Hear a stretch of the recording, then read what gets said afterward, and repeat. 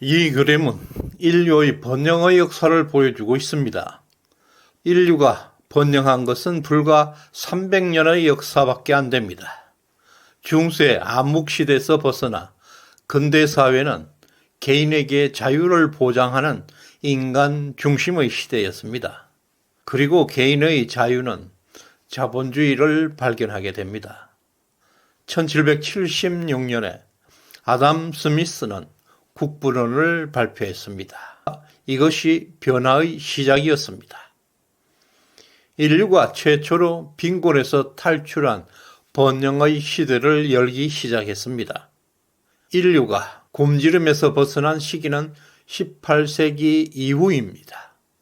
세계적 통계기관 Our World in Data 보고서에 따르면 1900년 세계 GDP는 3.5조 달러에 불과했습니다. 그러나 2022년에는 130조 달러, 폭발적인 성장을 이루었습니다.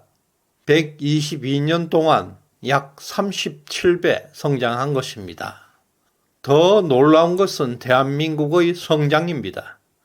1950년대 한국의 1인당 소득은 겨우 80달러에 불과했습니다.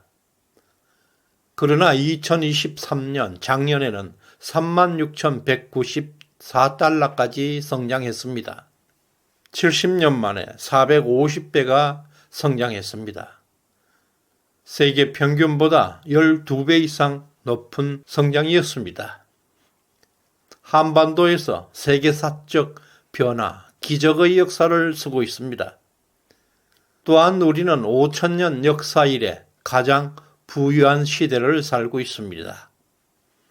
이승만은 자유주의 토대를 만들었고 박정희는 새마을정신이라는 철학적 기반으로 세계 최초로 중진국 함정을 벗어나 선진국에 진입한 나라가 되었습니다. 최근 좌파 세력들이 득세하고 자유보다 평등이 강조되면서 대한민국은 저성장 늪으로 빠져들고 있습니다. 심지어 국회에는 192대 108의 좌파 입법 독재까지 나타났습니다. 이런 상황에서 윤석열의 우파 정부가 탄생한 것은 대한민국의 기적입니다. 정부까지 좌파에게 장악되었었다면 현재 찬란한 한반도의 문명은 한순간에 물거품이 될 뻔했습니다. 윤석열의 집권으로 꺼져가던 번영의 불씨가 다시 살아나고 있습니다. 이 불씨를 편의상 윤석열 로믹스라고 부르겠습니다. 불편한 분들도 있겠지만 그렇게 불러야 하는 이유를 이 영상을 통해서 알게 될 것입니다. 현재 대한민국 기자들은 윤석열 로믹스를 볼 수가 없습니다.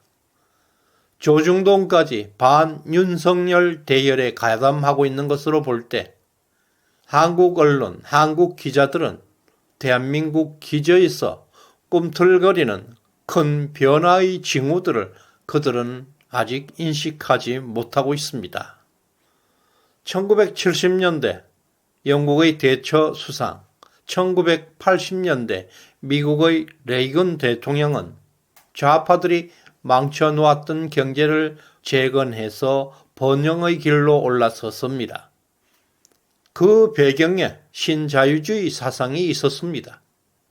시장경제, 정부 지출 감소, 세금 인하 등이 신자유주의 핵심입니다. 이 세 가지는 반드시 우리 보수가 알아야 할 가치들입니다. 첫 번째 시장경제입니다. 시장에서는 거래가 이루어지는 공간입니다. 거래는 계약을 통해서 발생합니다. 계약은 반드시 당사자 모두에게 이익이 있을 때 성립합니다. 계약이 많아진다는 것은 곧 소득이 증가한다는 것을 의미합니다. 이것이 시장경제의 본질입니다. 계약은 정부의 규제와 간섭이 줄어들 때, 자유가 보장될 때 폭발적으로 증가합니다. 따라서 작은 정부는 번영을 약속합니다. 이것이 바로 보수 우파의 경제 철학입니다.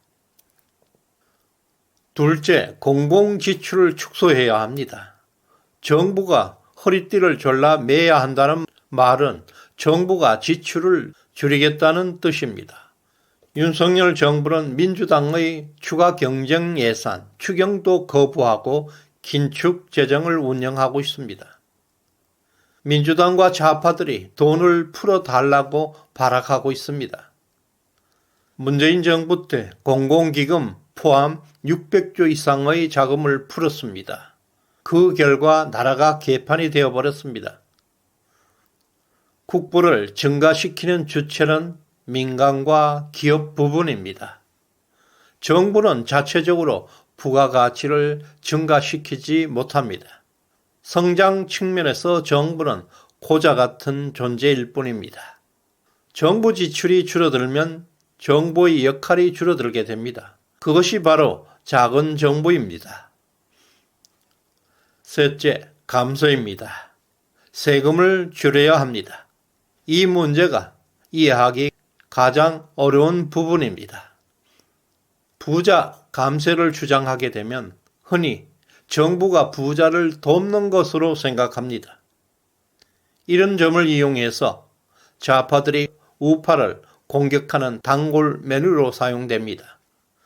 세금을 줄이게 되면 민간과 기업의 실질 소득이 증가로 나타납니다. 민간과 기업의 역할이 증가하게 되면 경제에서 정부의 비중이 감소하게 됩니다. 따라서 이 역시 작은 정부로 통하는 길입니다. 이와 같이 세 가지 모두 작은 정부로 귀착되게 됩니다. 정부 역할이 줄어들수록 공무원이 줄어들게 되고 개인의 자유는 증가하게 됩니다. 개인의 자유가 증가하면 시장에서 계약이 폭발적으로 증가합니다. 결국 작은 정부는 시장이 팽창해서 국부의 증가로 이어지게 됩니다. 이것이 바로 보수 우파가 추구하는 신자유주의 경제 철학입니다. 작년에 문재인은 경제를 전문가에 맡겨두면 신자유주의에 빠져 국가 경제를 망친다는 정말 무섭고 해괴망측한 글을 페이스북에 올렸습니다. 지독한 막스주의 경제 이론에 빠진 자들의 지적 광기였습니다. 정말 아찔한 인물이 대통령을 했습니다. 얼마나 위험하고 부끄러운 일인지도 모르는 작자입니다. 그리고 문재인에 이어서 한동훈 또한 매우 위험한 인물입니다. 그는 처음부터 공공선, 격차 해소가 자신의 정치의 목표라고 주장했습니다. 문재인 주장과 맥을 같이 하는 무서운 주장입니다. 문재인과 한동훈 같은 부류는 시민운동가 수준으로 남아있어야 합니다. 김경률, 진중권도 마찬가지입니다. 이들은 위험한 인물들입니다. 물론 사상의 자유, 표현의 자유는 막을 수가 없습니다. 공동체의 주류 세력으로 성장해서는 안 되는 극단적 좌파 사상을 가진 자들입니다. 이제 우리는 신자유주의가 작은 정부를 추구하고 작은 정부가 국가의 번영을 약속한다는 사실을 알고 있습니다. 18세기 후반부터 자유방임주의는 전성기였습니다. 무제한의 자유는 산업혁명이라는 폭발적인 성장은 가져왔습니다. 그러나 자유방임 상태에서는 계약이 폭발적으로 증가하는 과정에 사회 안전망과 소득 불평등이라는 자본주의 모순이 나타나게 됩니다. 이것은 케인즈 경제라는 돌연변이를 거쳐서 1970년대 이후 등장한 것이 바로 신자유주의 경제입니다. 영국의 대처, 미국의 레이건 등 신자유주의 사상을 기반으로 다시 번영을 증명해 보였습니다. 현재 대한민국은 4.10 총선에서 192대 108로 민주당의 입법 독재가 진행되고 있습니다. 민주당이 마음대로 국회를 운영할 수 있는 사실상 독재 상태입니다. 정부 여당이 원하는 입법은 불가능합니다. 윤석열 대통령이 민주당에 굴복하지 않는 한, 민주당의 정책을 추진하지 않는 한 윤석열 정부의 입법은 통과될 수가 없습니다. 우파 정권에서 좌파 정책을 추진할 수는 없는 것입니다. 따라서 현재 대한민국은 어쩔 수 없이 협치의 종말, 소통의 종말의 시대가 계속되고 있습니다. 국회와 정부는 서로 각자의 길을 가고 있습니다. 그 결과 윤석열 집권 이후 집권 여당의 핵심 정책은 전혀 추진되지 못했습니다. 오로지 대통령의 거부권을 행사해서 악법만은 막고 있을 뿐입니다. 역사상 유례가 없는 일이 계속되고 있습니다. 그 결과 대한민국에는 세계 역사상 가장 작은 정부가 작동하고 있습니다. 정부 지출 증가율은 감소하고 있습니다. 점차 역대 최저로 떨어질 전망입니다. 지금 대한민국은 신자유주의 실험이 진행되고 있습니다. 윤석열 노믹스, 집권 내내 세계에서 가장 완전한 신자유주의가 작동하고 있습니다. 과연 윤석열 노믹스는 성공할까요? 이론적으로 볼 때 놀라운 경제 성장이 나타나게 될 것입니다.